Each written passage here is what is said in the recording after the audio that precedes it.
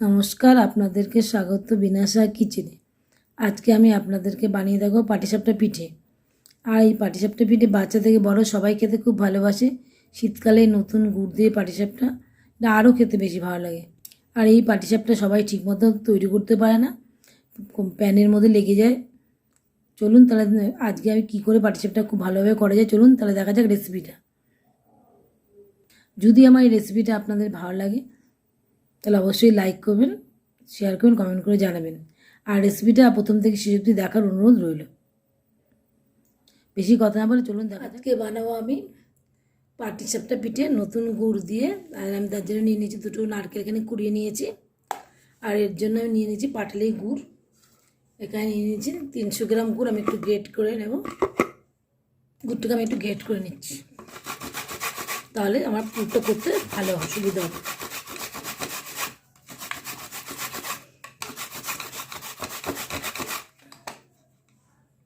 সম্পূর্ণ গুড়টা গ্রেট করে নিয়েছি। আমি এখানে 300 গ্রামের মতো গুড় নিয়েছি দুটো নারকেলের জন্য।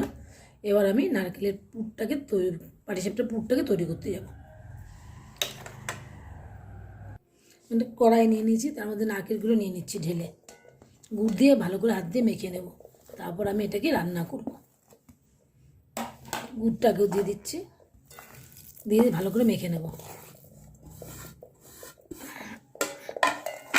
মেখে নিচ্ছি ভালো করে হাত দিয়ে। গুড় দিয়ে ভালো করে মেখে নিয়েছি। এবার আমি দিয়ে দিচ্ছি এর মধ্যে 2 হাতা দুধ। 2 হাতা দুধ দিয়ে ভালো করে মেখে নিচ্ছি এটাকে, ভালো করে মেখে নিচ্ছি। তারপর এবার আমি গিয়ে এটাকে রান্না করব। খুব ভালো করে মাখা হয়ে গেছে। কড়াইটা গ্যাসে বসিয়ে দিচ্ছি, গ্যাসটাকে ধরিয়ে দিচ্ছি। এবার আমি এটাকে পুরো তৈরি করে নেব। গ্যাসটা ধরিয়ে দিয়েছি। এবার আমি পুরটাকে মিডিয়াম টু লো ফ্লেমে আস্তে আস্তে রান্না করে নেব। প্রথমে একটু বাড়িয়ে করব, তারপর আমি লো ফ্লেমটা কমিয়ে দেব।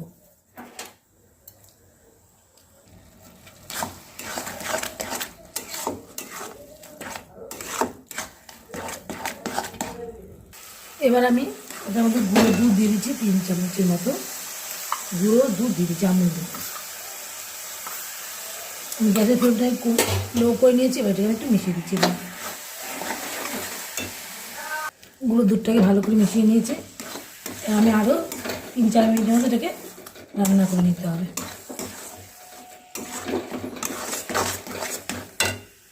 দেখুন 15 মিনিটের মতো রান্না করে নিয়েছি। পুরটা আমাদের রেডি হয়ে গেছে। এটা আমার বেশি নরম 15 মিনিট পুর রাখতে হবে।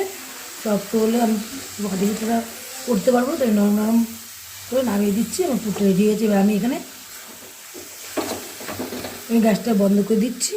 পাটিসাপটার বাটার তৈরি করবো, তার জন্য সর্বপ্রথম নিয়ে নিচ্ছি আমি 200 গ্রাম সুজি। এটাকে আমি একটু মিক্সিতে পেস্ট করে নেব।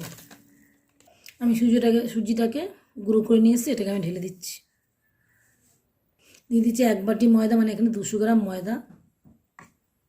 হাফ কাপ চালের গুঁড়ো, মানে এখানে 50 গ্রাম গোবিন্দভোগ চালের গুঁড়ো। এটা আমি ঘরে করে নিয়েছি, আপনারা দোকান থেকেও কিনে এনে করতে পারেন, তাতে কোনো অসুবিধা নেই।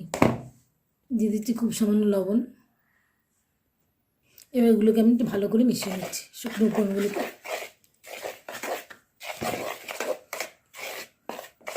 মেশানো হয়ে গেছে। এবার আমরা একটু হালকা গরম দুধ দিয়ে এটাকে মিশিয়ে নিচ্ছি।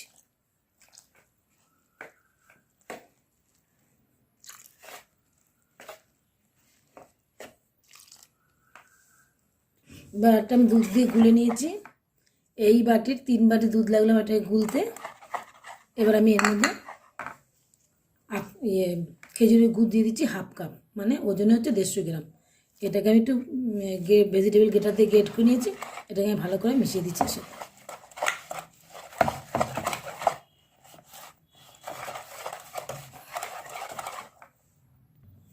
ভালো করে সব কিছু দিয়ে মিশিয়ে নিয়েছি। এবার এটাকে আমি আধ ঘন্টার জন্য ঢেকে রেখে দেবো। তারপর আমরা পাটিসাপটা পিঠে ভাজতে যাব। দিয়ে আমি ঢাকা দিয়ে রেখে দিচ্ছি আধ ঘন্টা।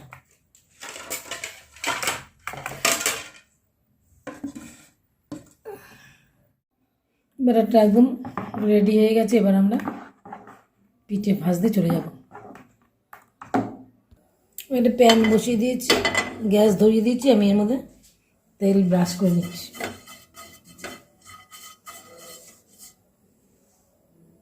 প্যানটা গরম হয়ে গেছে, দিয়ে দিচ্ছি 1 চামচ ব্যাটার, ভালো করে আমি গুলিয়ে দিচ্ছি। ফ্লেমটাকে একদম লো ফ্লেমে করে দিয়েছি। ওপরটা একদম টেনে গেছে, এবার আমি দিয়ে দিচ্ছি পুরটা।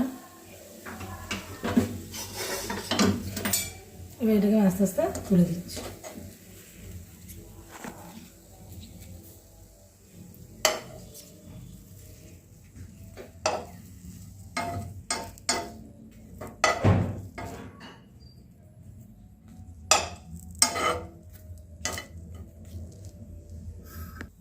দেখুন কেমন সুন্দর হয়ে গেছে তৈরি, বাটাটা একদম পারফেক্ট হয়েছে, প্যানে একদম লাগছে না, সুন্দর করে উঠে যাচ্ছে।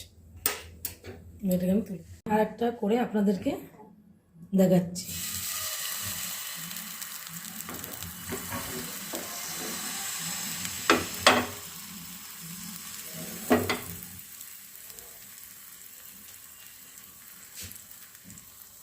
দেখুন উপরটা ভালো মতো ভাজা হয়ে গেছে, এবার আমি পুরটা দিয়ে দিচ্ছি। পুর দিয়ে এবার এটাকে আমি পেঁচিয়ে নিচ্ছি।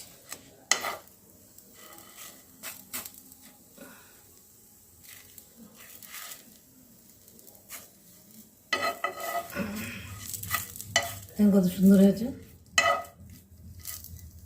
এরকম করে আমি সবগুলোকে ভেজে নিচ্ছি, তুলে দিচ্ছি।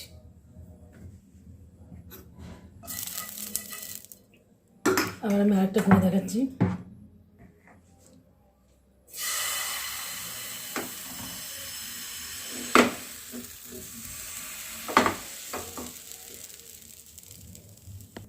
এবার আমি পুরটাকে দিয়ে দিচ্ছি, দিয়ে এবার আমি এটাকে ভাজ করে নিচ্ছি।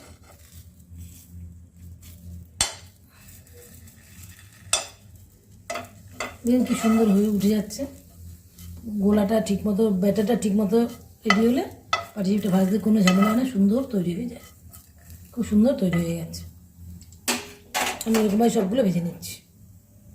এইভাবে আমি সবগুলো পিঠাগুলোকে ভেজে নিয়ে তারপর আমি আপনাদেরকে দেখাচ্ছি।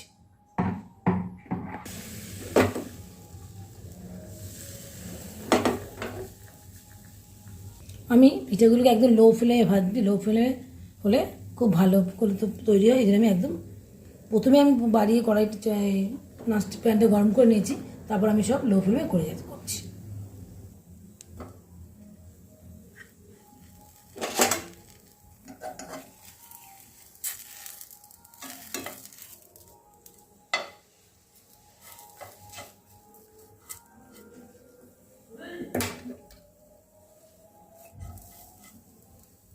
পাটিসাপটাগুলো সব ভাজা হয়ে গেছে, দেখুন কত সুন্দর হয়েছে।